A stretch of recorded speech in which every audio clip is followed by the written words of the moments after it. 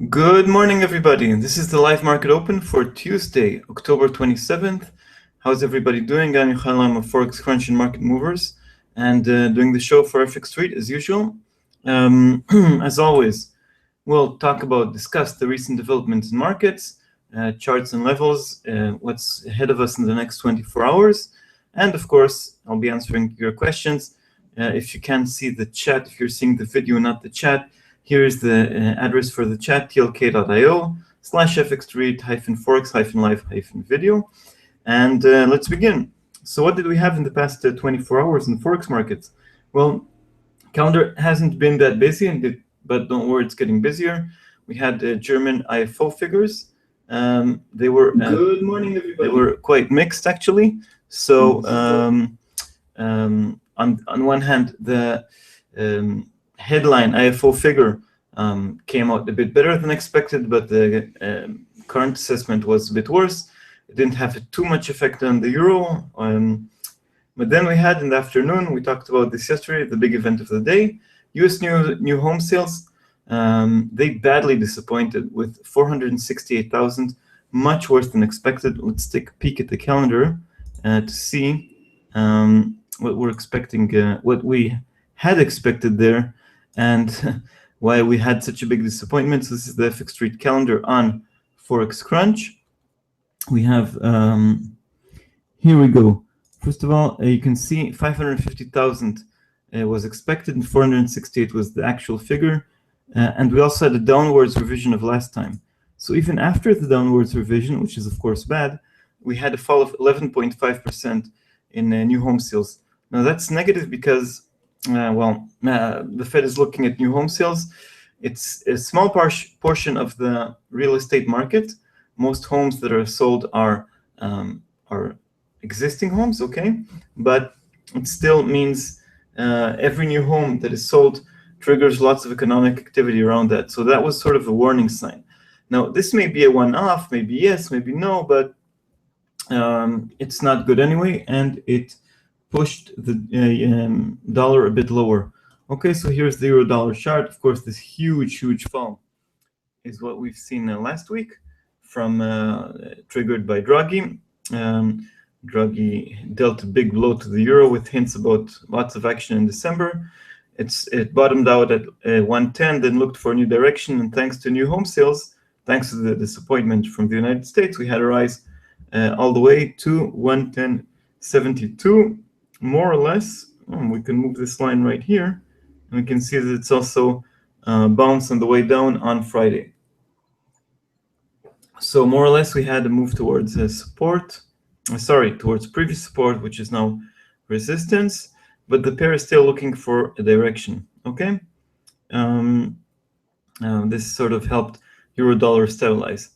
All right, what else did we have yesterday? We had, at night, New Zealand trade balance that came out worse than expected. We can see the data here on the calendar.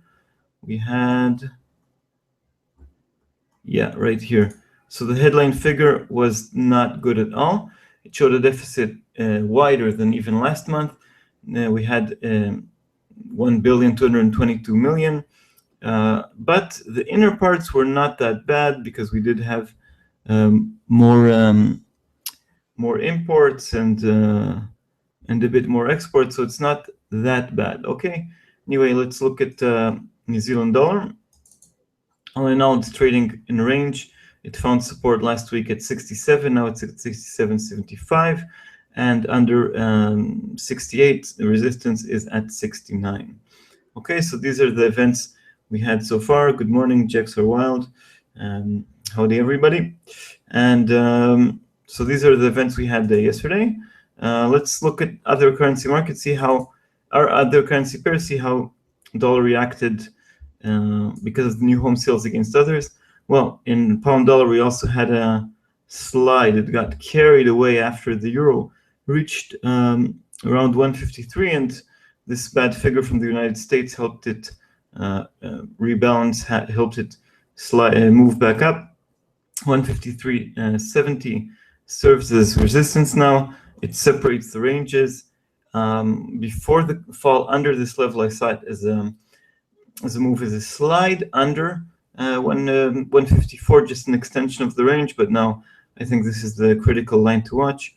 We can delete the round number of 154. So currently we're in a range between 153 and 153.70, and the higher range over there is 153.70 to 155. A lot depends now for the British pound on the UK GDP. Okay, so this is the main event of this morning. UK GDP, big event, of course. It's the first release for the third quarter. That means that, and usually revisions aren't that large in the United Kingdom.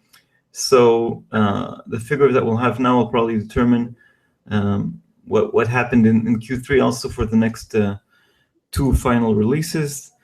So we're expecting quarter on quarter a small slide from 0.7 to 0.6. It's still nice growth. Year over year, we're expecting the same level of growth, 2.4%, which is a-okay. It's not very, very exciting, of course, but it's solid growth. It's the type of growth that does lead to a rate hike, that does lead to wage growth, that does lead to higher inflation along the road. And we've seen, you can see here, the British economy did enjoy quite a few quarters of strong growth. Also year over year, we have here strong data, okay, for the past 2 years or so. Quite a nice economic recovery after, of course, the terrible years of the crisis. A first recovery, a dip into a second recession, and then now we're seeing an improvement. So this is the critical event for the British pound. If we have, instead of 0.6 quarter over quarter, if we have, let's say, 0.8, I believe we'll see it jump back into the higher range, perhaps challenge 155.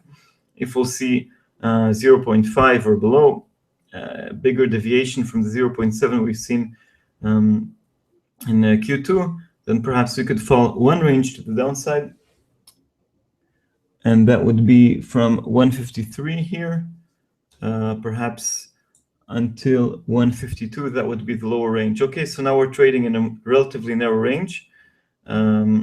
We may see some kind of leaks towards the event. I mean, I'm not sure we'll have the leaks, but we'll have the reaction of the market, and then we can see good figure, I believe, break above 153.70 to the range that leads all the way to 155. Disappointment, 153 all the way to 152. Before we move to the next event, we have a question here from Jack Sorwell. What is the GMT in London now? GMT in London is exactly is exactly the same time as in London. So we began the show at 8 GMT, which is 8 in London and 9 in Europe. Okay, now last week we began also at 8 GMT, but then it was 9 in London, 10 in Europe. And we presented yesterday the question to all of you guys, and I'll present it again. Do you prefer that we start at this time like we started today? It means 8 in London, or do you prefer like last week, 9 in London? Okay, that's we're asking the viewers, because we want to adapt to have the maximum amount of viewers, and that the show will be the most comfortable for everybody. So please let me know. Yesterday we had mixed reactions. One person wanted earlier, one person wanted later, and many of you said, actually, we don't really care. So I'll be glad to hear your opinions, of course, about when do we start, 8 in London or 9 in London. Okay, let's move to dollar yen. You can call it mean reversion. You can call it hugging the 120 level. After we had 2 weeks ago a break down to 118.10, we had a move back up to all the way up because of the dollar rally on Friday, all the way to 121.50, and then now it's sliding back down to 120.40. Of course, the big elephant in the room, if you wish, the big event of this week is the Bank of Japan's decision on Friday early morning, and of course the Fed decision tomorrow. Okay, but so far we're seeing, if nothing happens in markets, this magnet of 120 leads the pair back to range. Okay, dollar CAD had a very exciting week. Regarding question, Jack Sorwell, it's London is GMT. It's exactly the same time. Okay, So we began at 8 in London, which is 8 GMT. That's the non-DST time. Now we're in winter time. Okay, dollar CAD, we managed to, well, it's climbing back up. We had lower forecasts by the Bank of Canada, falling prices of oil, just too much oil floating around. 131.79 is the level we're seeing now. 132.20 is on the top side. 131.20 is support. All in all, we're seeing a series of higher highs and higher lows, which points to a recovery. The road is still long on the way up to 134.60, which was the 11-year high of dollar CAD or the 11-year low of CAD. So Ross, good morning. Ross prefers 8 in London. Okay, we'll take that into account. More votes, please. Regarding the beginning of the show, New Zealand dollar 67.76 now at the moment. Still in general high range. 67.40 is sort of weak support now, and 67 is stronger support. 69 is resistance. We have tomorrow also a decision in New Zealand, and Aussie dollar stuck in range, I would say 72.53. Still trying to digest what happened in China last week. So on one hand, we had better than expected GDP. On the other hand, we had a rate cut, which is, it's stimulus on one hand. On the other hand, it shows panic. So the Aussie is looking for direction. And a lot depends on what we have later today, Australian CPI. So let's talk a bit more about the events awaiting us today. So we talked already about the main event of the morning. That's UK GDP. That's at 9:30 in London. Okay, then we have durable goods orders in the United States. Sounds a bit boring, but it does move markets, don't worry. We have headline number for September is expected to show a drop of 1.1%, okay? 1.1 is where it's better than last month when we had minus 2.3. But that's very volatile because it includes aircraft orders and things like that. What the Fed looks at are the the core figures. So here we have ex-transportation without Boeing, without Lockheed Martin, whatever they may be, okay, because that's less volatile. Last month we had no change, 0%, and this month we're expecting the exact same number.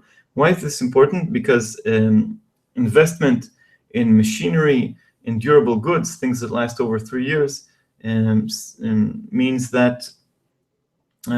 more investment, and investment is what the Fed wants to see for the medium term, long term, not only for the short term. Okay, so this is a big event to watch. It's at 12:30 GMT. So this is the first big event of the day. The second one is consumer confidence. This time from the conference board from CB. It surprised last month by reaching 103 points. This time it's expected to show more of the same, 102.9. Let's see what the mood is with the US consumer. Okay, so that's another important event. So we have a busy US calendar today, busier than yesterday.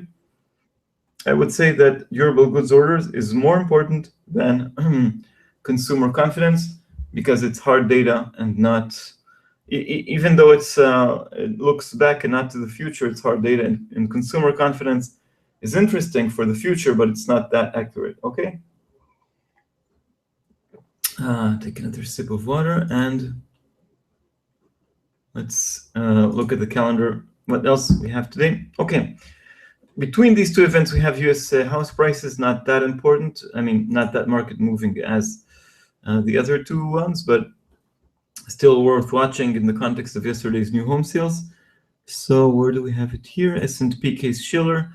All in all, the situation is quite stable year over year. Prices of homes in the United States rose 5%, which is solid growth, not too bubbly, not too hot, not too cold, very Goldilocks level. We're expecting more of the same, 5.1. And we also have markets services PMI, and it's expected to remain more or less the same, 55.1, like last month. It's not as important as the ISM figures that we'll have next week. Okay, so the main events are consumer confidence and durable goods orders, but note that the calendar is becoming more busy. Okay, and at 10 to midnight GMT, that means in London, we have retail sales from Japan. We're expecting here a small rise of 0.4% year over year, or month over month. We don't have expectations. Anyway, it's something relatively mediocre. It does have an impact on the BOJ decision, but not that much as inflation figures that are published on Friday just before the Bank of Japan's decision. Okay, but the main event for the night before tomorrow's show is Australian CPI. Australia, contrary to many other countries, but like New Zealand, they report inflation figures every quarter, just once a quarter, okay? So that makes it more important because the RBA, like any other central bank, has a mandate of inflation. So we're expecting an improvement from 1.5 year over year to 1.7. Such a move and even higher could mean that we will not have a rate cut next week in Australia. But if we have a big fall in inflation, of course, it implies a rate cut. It's for the third quarter, so it's relatively fresh data. We have, so quarter over quarter, we're expecting a rise of 0.6, year over year 1.7. The trimmed mean CPI is what's known in other countries as core CPI. It excludes volatile items, so we're expecting here also solid figures, also rise in inflation, so 0.5 quarter over quarter, or 2.4% year over year. I suspect that it might be a bit lower because we've seen inflation weaker than expected in various areas in the world, such as Europe, of course. And let's see. On the other hand, we had a much weaker Australian dollar during Q3, so perhaps these expectations make sense. Anyways, for those of you trading the Aussie, it's a big event. Aussie dollar is stuck in range, as we can see here, 72 to 72.80 is the current range. High resistance 73.60, low support 71. Let's see if we have a break either to the upside or to the downside. My sentiment is still bearish against the pair because of the Chinese slowdown and because the Australian economy is not that equipped to do the transition to other stuff. That means you could still see some more slowing down in the Australian economy. Things might get worse before they get better. It's still a great country to live in. The situation there isn't bad, but a trend is currently a bit negative. Okay. I have another comment here from MRC, which asks 8 in London regarding the start time of the show.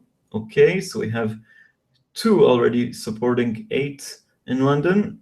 And let's see hear from other guys, other girls. And I'm waiting in general to hear more of your questions. Let's talk about the big event of the week and other events, of course. No, wait, before that, one thing I missed regarding today is the event that's coming very soon at 9 GMT. Just after the show, we have monetary data from Europe. We already had the ECB decision last week, so it's not as important as if it would have been had it been released before the event, of course. But let's see, the ECB is trying to print money, negative deposit rates, and will do much more. That's why the euro collapsed, in order to push, in order to sort of ignite more economic activity in the eurozone. So it did succeed. For instance, in private loans, they were negative, they were squeezing, and now they're improving. Okay, so we do see a reaction since the beginning of 2014, when we had a big squeeze in loans. They began rising and reached here this zero line, and then began moving up. So there's just more money lent to mortgages, like the one I have here in Barcelona, Spain, to businesses, to private loans, for instance, for buying cars, where we've seen lots of activity in cars. So we're expecting here rise from 1% to 1.1. Okay. Money supply, amount of money in circulation. It didn't reach negative levels in 2014. It was like that in the previous round of the crisis. And also, this is also accelerating. It's at 5.1, and more of the same is expected. So we're expecting more. We're expecting the amount of money in circulation to continue going on and on. This is, of course, positive, but not enough, really not enough to keep the ball rolling. Here we have the year-over-year figure. It's expected to accelerate from 4.8 to 5%. As I said, this is really not enough for the ECB, and it is going to add more monetary stimulus, to print more money on a monthly basis, to cut the negative deposit rate to even more, to deeper territory. That's why the euro collapsed. Okay. And we have another response from Rob. Already 3 people supporting the show to begin at 8 GMT, 8 in London, 9 in Europe. Okay. Does anybody have a different opinion? To begin at the previous hour at 9 GMT? Anyway, let's hear from you. Okay, so we talked about the events of today, of tomorrow, early before the show. Let's look at the bigger picture of this week. Yesterday we had German IFO, came out mixed. Home sales were very disappointing in the United States.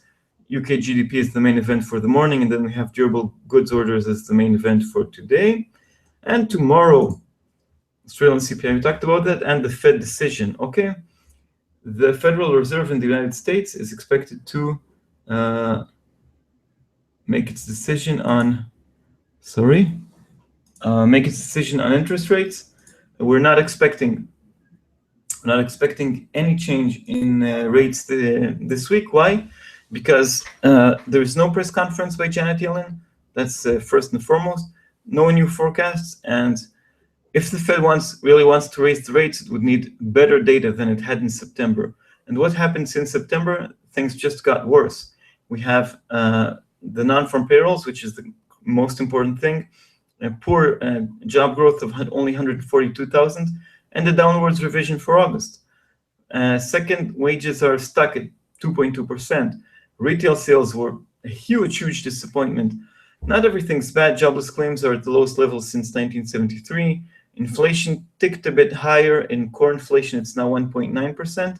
But if the Fed needs sort of more evidence to raise rates now, it didn't get it. So the big question is December, yes or no? And we might get hints for that. But the Fed usually likes to confuse markets or leave all the options on the table, not chain itself. So I think we'll have a confused situation. When I'm talking about confusion, I'm talking about, if you look at bond markets, the implied volatility, the implied probability, of a rate hike is only a third, 65%, no hike. If you look at what economists are saying, it's the exact mirror image. It's 65% for a rate hike, okay?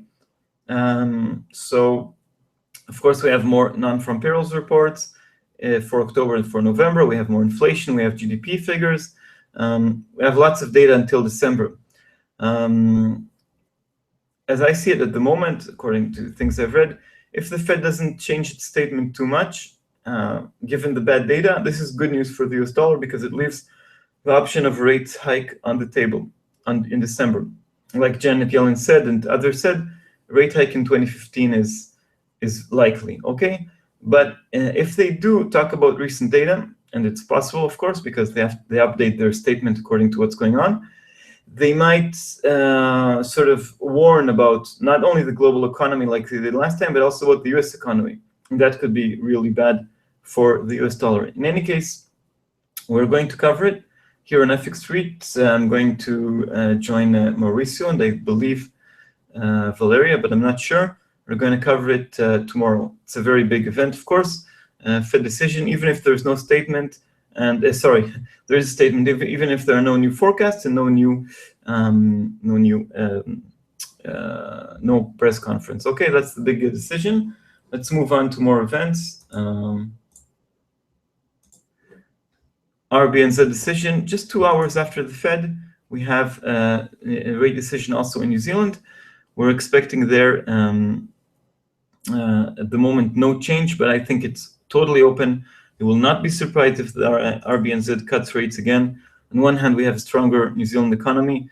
On the other hand, everybody's engaged in these currency wars. So that's what's going on there. We'll talk about that, of course, more in detail tomorrow. If in any case, a lot will depend also on the statement. Many people say that no move is expected because also in New Zealand there are no new forecasts and no press conference this time. So perhaps we'll have a wait and see after 3 cuts already in New Zealand. Of course, a key event for the New Zealand dollar. Good morning. So we have a response regarding the time of the show. As JM asks 9 London time. Okay, so far this morning it's 3 preferring 8 GMT and 1 preferring 9 GMT. Yes, and Mauricio here jumps in. Hi, Mauricio. Says Valeria, Yohay, and I. That means Mauricio will be here tomorrow for the Federal Reserve live coverage at 5:30 GMT, which is 1:30 Eastern time. The Fed takes its decisions in Washington. That's Eastern time. And now I skipped 2 questions, one from Tal. Good morning. It's a bit early, but what's your opinion on the next NFP? Do you think the number will weigh on the December Fed meeting?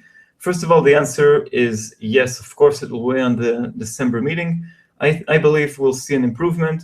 First, because I want to be optimistic, but more seriously because we've seen jobless claims so far this month err to the positive side. That means they were very low, especially in the weeks in the second week of October when the survey is held. So that's why I believe we'll have a better figure. Okay, this time perhaps we'll have a return to above 200,000 in this one's NFP. Hopefully we'll have a revision, but I have nothing to base hopes for a positive revision on. Okay, but regarding the non-farm payrolls for October, I believe it'll be a bit better than the terrible 142,000 in September or the 136 in August. Okay, another question from Ross. Planning to short dollar CAD around 132. I'd like to know what you think. So let's look at the dollar CAD chart first of all. Let's move the camera from me to the dollar CAD chart right here. 131.79 high so far. 100 well, more or less the same levels. 132 is very close. Looking to short it means I believe the Canadian dollar will get stronger against the US dollar. Well, if we have bad figures from the United States today, it's not necessarily good for the Canadian dollar because if we have bad figures from the United States, we have that means less demand for Canadian goods. In any case, I think for Canada, the big event, the next big event is tomorrow's release of inventories. Inventories are exploding. There's too much oil floating in the markets. If we have another expansion, it could be negative. If we have a reduction in oil inventories, it could be, of course, positive for the Canadian dollar. Let's see. In any case, if you do go short, 131.20 is current support. 130.70 was previous resistance and now support. 130, a very round number, but I see it more as a battle line now than as a support line as it used to be back in September. If you can see the charts, and on the top side it's 133. I'm not sure. Yeah, my tendency is against the short because of oil prices. So that's what I'm thinking. Thanks for your question anyway, Ross. Hope I answered your question, Tol. We have more time for more questions and more events this week. Talked a bit about the Fed decision this month and, of course, the big one. Let me just show you. I think I've shown you in the past this tool by the CME Group. Let me also paste it here on the chat. It shows the implied probability of a rate hike by the Fed in the next meetings, okay? According to bond markets. So as you can see here on the screen, for October, for tomorrow, almost 95% against a rate hike. That means no chance at all. For December, let's try to zoom in so you can see it in a wider scale. Yeah. So 65% no change in rates, okay? Also in December. So according to bond markets, the Fed will leave rates unchanged for another year. I mean, for also in 2015. Looking at January 27th, after New Year's, a long time after New Year's, a new year, 57% no move, okay? And only in March, when we have another rate decision with the press conference, here we already see only 42%, almost 42% for unchanged, and a much higher chance, 58 in total, for a rate hike, okay? So that's what's going on right here. Currently, markets are expecting in March. At some point, 2 weeks ago, after the retail sales, the expectation stood on rate hike only in April. Okay, that means when there's no press conference in April, so maybe only in June. That would be 1 year after the Fed released itself from forward guidance. Anyway, currently expectations are for March, but economists are expecting December. Perhaps we'll get a better notion tomorrow. Okay. Looking forward for more questions. Yeah, we have a question from Jean. Jean asks, what's your outlook on euro dollar for today? Thank you. Okay, let's look at euro dollar. First of all, levels to watch here. 110.70 is resistance. That has been support on Friday, and after the collapse, it serves as resistance. Above that, I think we can delete this line. We have the post-collapse short-lived recovery at 111.30, and then 112.15, 112.90. On the downside, 110, 109.50, and 108.10, which is really critical support. For today, we have monetary data in Europe, which is not that important. More important, the next direction of euro dollar will be determined by the US figures. I believe that this recovery is limited because Draghi made huge blows to the euro. That means that if US data today is just okay, not outstanding, but not a disaster like yesterday's new home sales, I believe we can see the end of this recovery, the end of this correction, and a fall back down towards support at 110, around this very round number. Okay, if we see really good figures from the United States, a rise in core durable goods orders, a rise in consumer confidence. Remember, we're expecting only more of the same. Expectations are for nothing special. Okay, if we get better than expected, I believe we can even break below these levels, and because of higher expectations for a rate hike. I'll just show you the why 108.10 is important. This was support right here in in July, and sort of the post recovery fall, if you wish. So that's the really important support line. We have many resistance lines on the way up. 114.60 is sort of really big level above. But for today, assuming okay data, I expect a small slide. Assuming good data, I expect a fall below 110, and assuming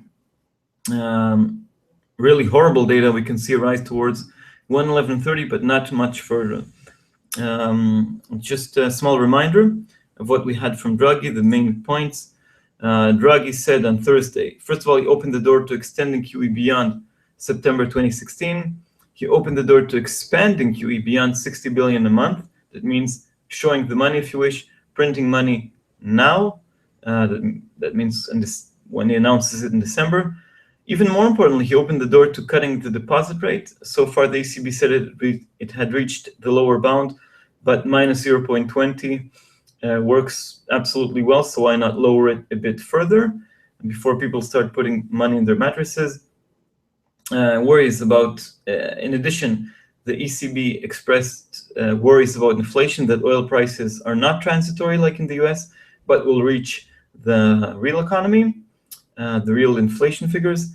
Worries about the exchange rate. He dedicated a lot of time to complain about euro dollar. They seriously want a weaker euro.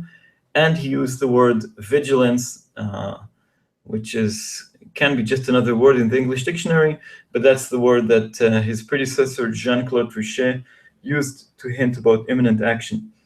So I have this slide ready for you, just to remind you that the euro is very vulnerable to the downside. Okay, more questions? That answers the question here. Euro dollar currently in range 110.54. Okay, more questions, and I have a question for you once again, for those of you joining the show, or for those of you who are watching and haven't said your word, please say it out in the chat room. What hour do you prefer the show to start at? 8 GMT, which is 8 in London, or 9 GMT, which is also 9 in London? The hour that we begin this week, or the hour that we had so far up to last week? Okay. So it's what I'm asking. Okay, Jean, another question. Do you think the psychological? Jean asks, do you think the psychological level of 110 is important, and will it make the price bounce or not that much? Yes, it is important, not only psychologically. Of course, very round numbers like 110 are important. But also it's where the pair reached on Friday. It did dip below this level. It reached 109.96, if I'm not mistaken. But anyway, that was in the very late hours of Friday, when liquidity was quite low, when traders in London already visited the pubs, and only in the United States was activity. So I don't see that as a break. I see the pair finding support at 110, and that makes the level important. So I do see it as important. Again, if we see okay data, I think we could see a slide, but perhaps not a break. And if we have really good data, we could have a break. Another thing, although to warn everybody, we've seen so many false breaks in euro dollar lately. For instance, that break above 114.60, and it didn't reach 115, and then we had a collapse, or the break above downtrend resistance we had beforehand. So we would need to see convincing break, okay? But so far, the line works perfectly well, okay? We have Ojov B. I don't know how to pronounce that, but anyway, says, good morning, support 8 GMT. Thanks, okay. And Rob asks, what price target would Draghi like? It's a good question.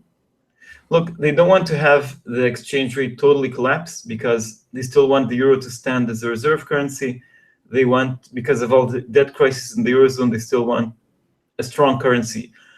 Weaker currency than it is now, to support exports, to make sales of cars, Spanish wine, what have you, French cheese, German cars, maybe not Volkswagen, but the others, to have them more attractive. And of course, higher prices of imports, because the ECB has only one mandate. It has a single needle in its compass, like Trichet said. Inflation, headline inflation 2% or a bit below. Higher energy prices mean higher inflation. Okay, and not only energy, of course, everything else. So I believe they would like to see it more around 105. But sort of, I think that a break below parity would be sort of just too weak. They don't want it to be too weak. They wanted a more supportive exchange rate. Okay, and by the way, it's not only against the US dollar. Well, if it does fall against the US dollar, it falls also against the Chinese yuan, because the Chinese yuan and the US dollar are not moving too far one from another.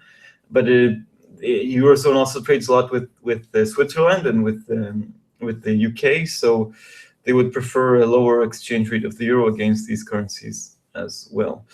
Another question here. Jean says, thank you. You're welcome. So any more questions or any more responses regarding the time of the show? 8 in London or 9 in London? Or I'm here in Barcelona, Spain. It's 9 GMT. Sorry, it's 9 o'clock here when this show started today, but 10 last week. So one support or resistance here. And okay, so if there aren't too many more questions, let's go back to more events this week.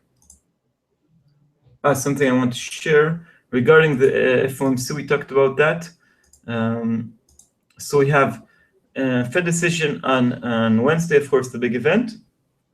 And then we have US GDP on Thursday. So if the Fed decision, of course, is a market-moving event, but it can also serve us as a hint towards the GDP. If we have an upbeat Fed, if we have the Federal Reserve talking about seeing the US economy is still as positive, I think that could serve as a hint that the GDP will be better than expected. Currently, markets expect 1.6% annualized growth.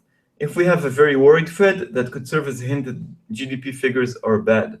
Why is that? I believe that the Fed has the data, the GDP data, before its eyes already on Wednesday, perhaps even it has it now. As far as I know, there are no leaks. So everybody else will get it on Thursday. That means that the Fed could provide us a hint about GDP. Okay, so we'll talk about that, of course, tomorrow as well, and Thursday as well. And more questions. Yeah, we have a question from MRC saying, sorry, from Jean. Sorry, I'm new here. Will the registration and slides be available, and where to find them? Okay, thanks, John. First of all, welcome. The show is recorded. It'll be posted later on YouTube and on the FX Street video channel on YouTube and on the FX Street web pages, so you can watch it from the beginning to the end. We'll soon have a wrap-up of the show. So also that wrap-up will be available as a separate video, okay? And so just follow the for FX Street webinars and the FX Street YouTube channel, and you can see everything. I also publish both before the show, link to the show and the wrap-up on my website, forexcrunch.com. Okay? MRC asks, you have a webpage to see which currency is strong and weak. Can you explain, I mean, just a ranking or which currencies did better or not? Because if you want to see the recent changes, you can see here on the watch list. I'm using this site, TradingView, but you have it also on FX Street and other websites. So for instance, euro dollar is 0.06% lower today, and dollar yen is 0.5% lower. Is this what you mean? Or you mean the sentiment of relative strength, what the analysis says, what I think about what's happening in markets? So I'll be glad to clarify a bit more if that's what you're looking for. In any case, yeah, as Maurice says, you'll see the videos available in this page. Just check later. Yeah, everything is also recorded. If I say something stupid today, you can see it tomorrow or a week from now. And if I was right, of course, the same goes as well. So let's get ready for the wrap, and maybe if you can clarify, MRC, I'll be glad to answer your question. So this is the wrap-up of the morning show for Tuesday, October 27th. We had the beginning of the new week. We had a weakening of the US dollar, mostly due to new home sales in the United States, which disappointed with 468,000, 13% drop. We had it more impacting euro dollar, which managed to recover from the lows of 110, managed to reach 110.70. It got a big blow from Draghi last week. 110.70 first resistance, then 11.30, 112.15. On the downside, we have 109.50 and 108.10, which is critical support. Okay. Elsewhere, we had mixed IFO data from Germany and weak New Zealand trade balance, but New Zealand dollar is more or less in range. big event for today. We have the big event for the morning, UK GDP. This is the calendar. We're expecting 0.6% quarter over quarter, 2.4 year over year, more or less like last month, like last quarter. The data is for Q3, and this can determine the next move of the pound. Currently, cable is in a narrow range between 152.82. 153 to 153.70. Higher range extends to 155, low range to 153. Okay, 152. This will determine which range the pair trades in. Dollar yen returning to the magnate, which is 120, sliding from, like we've seen it beforehand, rising from the bottom. Now it's sliding from the highs. Bank of Japan's decision on Friday is critical. We're expecting at the moment, I believe, that we'll have more QE just because of what Draghi did and what China did. Talk about that more in detail in the next shows. Dollar CAD moving higher, 132.20, 133 on the top side, 131.20, 130.70 on the downside. Oil is critical for Canada. There's too much oil floating around. We'll have the inventories data tomorrow to determine the next direction. Kiwi dollar has supported 67, resistance at 69. It's also waiting its own rate decision tomorrow, 2 hours after the Fed. No changes expected officially, but who knows? The Reserve Bank of New Zealand cut rates twice. 3 times this year. Aussie dollar expects CPI data and expectations are for stronger inflation in Australia. Currently in a range bound 72.50, resistance 72.80 and 74, support 72 and 71. Okay, quickly let's talk about currencies we didn't talk about beforehand. I believe there's intervention by the Swiss National Bank here in dollar Swiss and 98.30. It's not only a weaker euro, it's also the Swiss National Bank trying to weaken the Swiss franc. So we're actually quite close to resistance here at 98.50. High resistance, of course, parity, 96.40 and 95.70 is support. Please note that there's lots of intervention here, so trade with care. Euro Swiss, that's why you've seen it move back from the lows. You see it slipped below 108, and then we had some kind of intervention probably from the Swiss National Bank. High resistance 110, lower support 107.50. More big events for today. We have in the United States durable goods orders at 12:30 GMT. No changes expected in the core figure. This is critical for investment. Then we have house prices and consumer confidence, which was surprisingly high last time at 103, and more of the same is expected there. So all in all, markets are getting a bit more busy.